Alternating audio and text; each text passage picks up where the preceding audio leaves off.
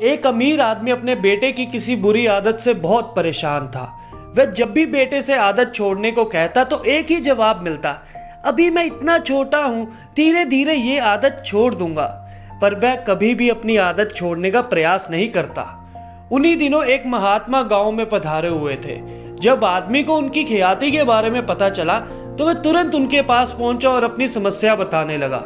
महात्मा जी ने उसकी बात सुनी और कहा, ठीक है, आप अपने बेटे को कल सुबह बगीचे में लेकर आइए, वहीं मैं आपको उपाय बताऊंगा।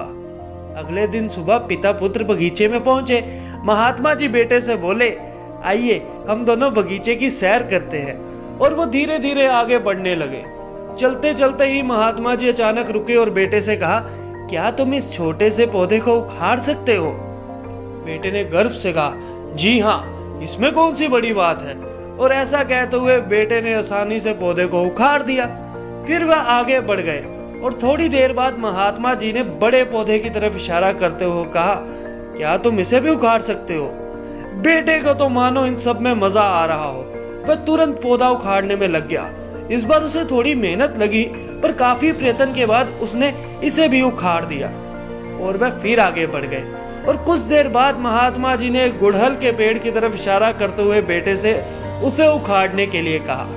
बेटे ने पेड़ का तना पकड़ा और जोर जोर से खींचने लगा, पर पेड़ तो हिलने का नाम भी नहीं ले रहा था।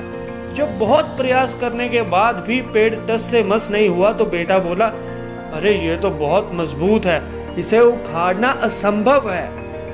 महात्मा जी ने उसे प्यार से समझाते हुए कहा, बेटा, ठीक ऐसा ही बुरी आदतों के साथ होता है। जब वह नहीं होती हैं तो उन्हें छोड़ना आसान होता है, पर वह जैसे जैसे पुरानी होती जाती हैं, इन्हें छोड़ना मुश्किल होता जाता है। ऐसा ही हमारे साथ भी होता है। हम अपनी बुरी आदतों को हमेशा कल पर टाल देते हैं कि कल से नहीं करेंगे, कल से छोड़ देंगे। पर जैसे जैसे हम उसे कल पर टालते हैं, वो उतनी मजबूती के साथ हमारे चलना शुरू हो जाती हैं। तो हमें अपनी बुरी आदतों को छोड़ने को कल पे नहीं टालना, हमें आज ही छोड़ना है।